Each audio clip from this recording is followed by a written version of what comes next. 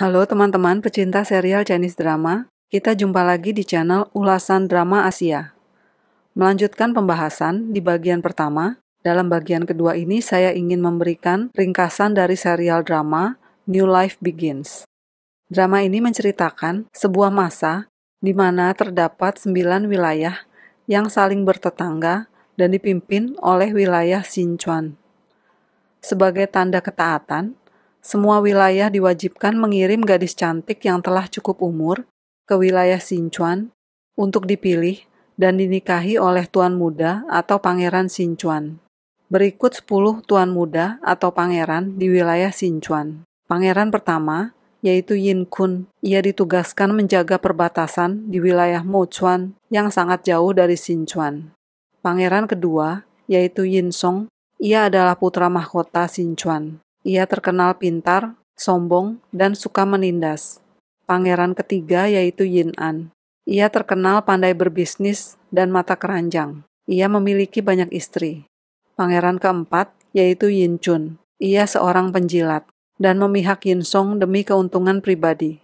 Pangeran kelima yaitu Yin Chi. Ia seorang yang baik hati, namun kurang cerdas dan cerewet. Pangeran keenam yaitu Yin Cheng. Sejak kecil dikenal lemah dan sering sakit-sakitan. Ia kurang perhatian dari orang tuanya. Ia sengaja menyembunyikan bakat dan kepandaiannya agar tidak ditindas oleh pangeran kedua Yin Song. Pangeran ketujuh yaitu Yin Yan. Ia seorang yang pendiam dan kakinya cacat sejak lahir. Pangeran kedelapan, ia telah meninggal saat muda. Pangeran kesembilan yaitu Yin Han. Ia dikenal supel dan baik hati. Pangeran ke-10 yaitu Yin Yue. Ia adik kandung Yin Song, terkenal nakal dan tidak pernah serius belajar. Pangeran ke-11 yaitu Yin Chai. Ia adik kandung Yin Cheng dan masih anak-anak. Dari banyak gadis yang dikirim ke Sichuan, beberapa di antaranya adalah Ruan Sese. Ia adalah gadis dari wilayah Yingchuan yang lemah lembut dan sedikit lambat. Sang Quanqing. Ia adalah adik dari pemimpin di Taichuan, wilayah di mana wanita lebih dominan dari pria. Ia wanita yang gagah dan ahli bertarung. Hao Jia, ia adalah gadis dari wilayah Yanchuan yang cerdas dan berambisi menjadi selir dari pangeran kedua Yin Song, sang putra mahkota Sichuan. Li Wei, ia adalah gadis dari wilayah Sichuan yang malahan berusaha memberikan kesan buruk agar tidak terpilih dan dikirim kembali ke wilayahnya. Pangeran keenam Yin Cheng, yang sebenarnya tidak tertarik dalam pernikahan politik tersebut, akhirnya memilih Li Wei yang tidak populer agar ayahnya tidak mencurigai motivasinya apabila memilih gadis dari wilayah yang kuat. Sementara Hao Jia berhasil menarik perhatian pangeran kedua Yin Song dan dipilih menjadi selirnya. Li Wei sebenarnya kecewa hanya dijadikan selir, karena di kampung halamannya, seorang pria hanya boleh memiliki satu istri.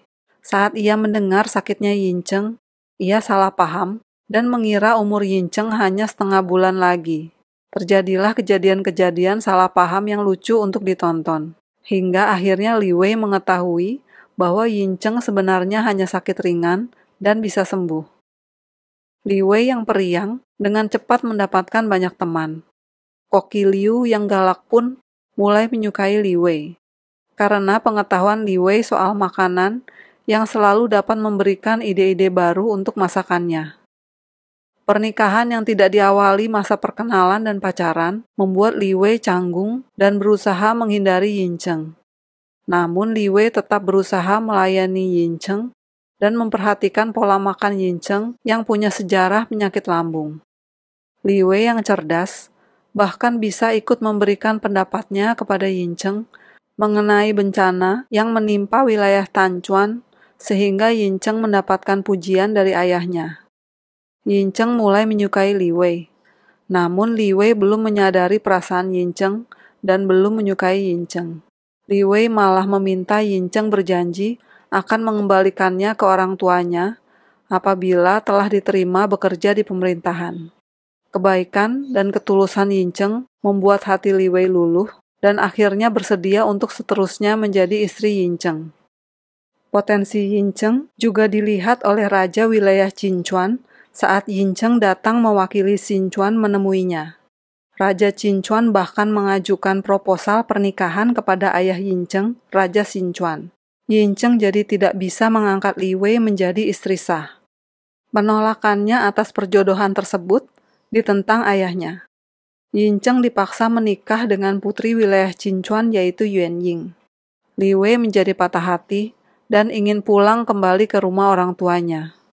Namun ternyata Yuan Ying juga tidak rela dinikahkan demi kepentingan politik antara wilayahnya dengan Xin Chuan. Ia bersepakat dengan Yin Cheng dan Li Wei untuk mendukung Yin Cheng menstabilkan posisinya di Xin Chuan, dan setelah posisi Yin Cheng stabil, ia akan segera bercerai dari Yin Cheng. Yuan Ying bahkan mendukung Yin Cheng dalam pekerjaannya di istana dan memberi bimbingan kepada Li Wei agar nanti bila tiba saatnya Li Wei menjadi istri sah Yin Cheng, Li Wei dapat mendukung karir Yin Cheng. Sementara putra mahkota Yin Song yang berhati jahat selalu berusaha mencelakai adik-adiknya yang tidak bersedia mendukungnya atau dianggap berpotensi menjadi saingannya. Namun Yin An, Yin Qi, Yin Yan, dan para istri mereka dengan nekat tetap mendukung Yin Cheng dan Li Wei. Li Wei mempunyai misi agar wanita memiliki kebebasan seperti pria. Ia ingin memperjuangkan emansipasi wanita. Bersama para istri dari pangeran-pangeran lain, mereka membangun sebuah restoran yang menyajikan masakan dari 9 wilayah tersebut dan mempekerjakan wanita. Yin Cheng yang terus mendukung Li Wei dan menunjukkan ketulusan hatinya kepada Li Wei, akhirnya meluluhkan hati Li Wei. Sementara putra mahkota Yin Song yang selalu berusaha mempersulit adik-adiknya, menyuruh petugas istana menghentikan bisnis restoran para istri adik-adiknya tersebut. Yang paling fatal adalah ia melakukan korupsi dengan membuat uang kertas palsu.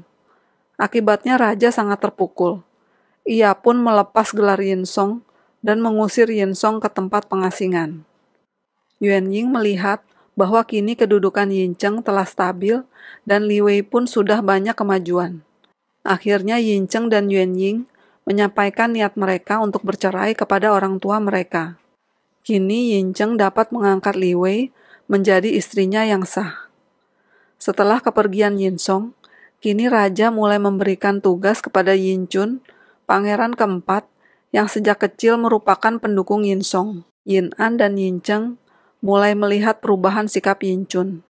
Istri Yin Chun yang ambisius mulai mengarahkan suaminya menyingkirkan Yin Cheng yang dianggap sebagai calon kuat penerus tahta raja.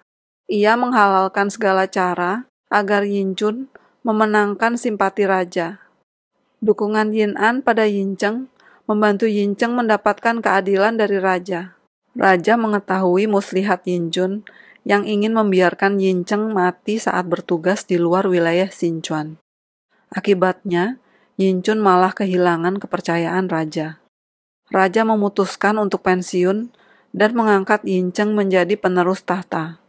Artinya, ia yang akan menggantikan raja setelah raja wafat nanti. Yin Cheng pun ditugaskan mengambil alih seluruh urusan pemerintahan. Raja juga menyetujui pengangkatan Li Wei menjadi istri sah dari Yin Cheng. Yin Cheng dan Li Wei pun menikah dengan dihadiri seluruh anggota keluarga istana dan keluarga Li Wei. Li Wei yang kini menjadi istri dari pewaris tahta dapat melakukan reformasi aturan-aturan wilayah Xin Chuan yang selama ini mengekang kebebasan wanita. Li Wei membuka peluang kerja dan usaha bagi para wanita. Ia berhasil memperjuangkan kesetaraan hak wanita. Hubungan raja dan pangeran-pangeran juga semakin membaik. Yin Qi dan Sang Quanqing telah mengukuhkan hubungan mereka. Yin An dan Hao Tang mulai rujuk kembali.